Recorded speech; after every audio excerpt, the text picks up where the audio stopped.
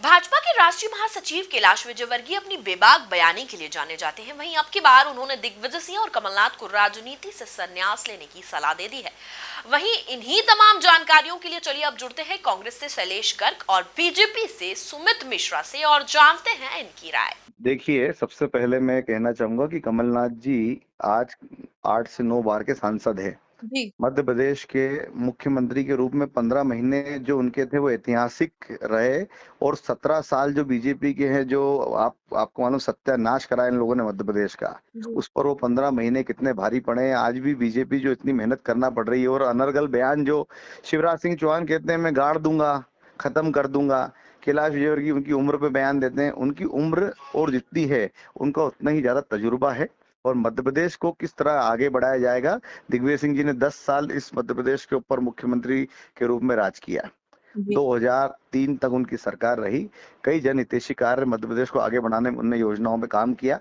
और कैलाश विजयवर्गीय जी भी उस समय महापौर बने, तब उनने कितना उनको फंड मिला है और कितना उनके कार्य हुए हैं ये उनको ही पता है। तो उनका उम्र का तजुर्बा है, दोनों बहुत बड़े नेता हैं। कैलाश जी को उनको ऊपर बयान देने का हक ही नहीं बनता। और अगर उन्होंने इस प्रकार का बयान दिया है तो उन्हें तत्काल इस बयान को वापस लेना चाहिए। देखिए, मैं उम्र की बात करूं तो माननीय नरेंद्र मोदी जी की भी उम्र बहुत बढ़ चुकी है। जी। कैलाश जी की भी उम्र बहुत खासी, मेरे को लगता है 65-70 के आसपास तो सब पहुंच चुके हैं। राजनाथ सिंह जी इतनी उम्र के हैं। सभी लीडर्स जो होते हैं उनके एज फैक्टर तो आता है, एज एज तो सबकी होती है, पर तजुर्बा ही उतना होता है। आज मल्लिकार्जुन खड़गे जी हमारे राष्ट्रीय अध्यक्ष हैं, उनकी भी उम्र देखें, पर उनका उतना ही तजुर्बा है। और देश को किस प्रकार आगे बढ़ाया जाए, किस प्रकार से उसको युवाओं को बढ़ाया जाए, किस प्रकार सब चीजें देश के लिए अच्छी हो सकती है, वो उनको ज्यादा नॉलेज होता है। और युवाओं की बात करें तो युवाओं की भी सहभागिता जो है वो तो आप देख ही रहे हैं, लगातार पार्टी में बढ़ी रही है।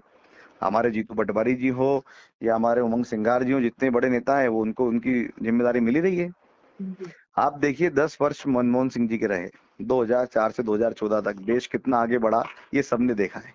आर्थिक रूप में हो या आपका किसी भी रूप में हो, देश को हर तरफ से मनमोहन सिंह जी ने आगे बढ़ाया है। तो उनके उम्र का तजुर्बा था। तो जी। उम्र किसी प्रकार से वो नहीं होती है, उसका व्यक्ति के काम करने की शैली और उसका उसका विजन वो महत्वपूर्ण होता है। देखिए, कैलाश भाई साहब ने जो बात कही है वो हमारे इंदौर के संस्कार के अनुरूप कही है। इंदौर के अंदर हम देखते हैं कि पंडित कृपाशंकर शुक्ला हो या भारतीय जनता पार्टी के नेता सत्यनारायण सत्तन हो, ये इतने वरिष्ठ हो गए हैं कि ये जब भी दोनों ही पार्टी के या दोनों ही दलों के किसी भी कार्यकर्ता को कुछ बोलते हैं तो दोनों ही दल के लोग बुरा नहीं मानते हैं, क्योंकि ये जानते हैं कि ये दोनों ही लोग राजनीतिक क्षेत्र के बहुत पुराने खिलाड़ी रहे हैं।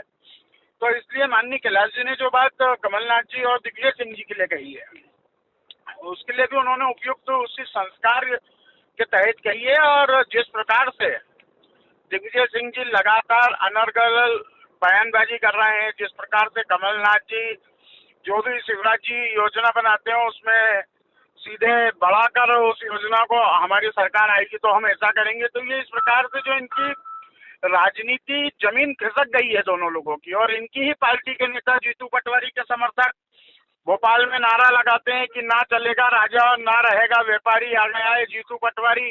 तो इसका मतलब ही ये है कि कांग्रेस भी चाहती है कि, और कांग्रेस के कार्यकर्ता भी चाहते हैं कि कांग्रेस में अब युवाओं को आगे लाया जाए, किंतु कांग्रेस में युवाओं को आगे लाने की बजाय हमेशा पट्टावाद और पेशा और जिस प्रकार से भाई भतीजावाद कांग्रेस में चल रहा है, उसको देखकर लगता है कि दिग्विजय सिंह जी और कमलनाथ जी अपनी राजनीति की अंतिम पारी को तो खेल ही रहे हैं, साथ ही साथ अपने दोनों ही नेता अपने पुत्रों को भी स्थापित करने में लगे हैं।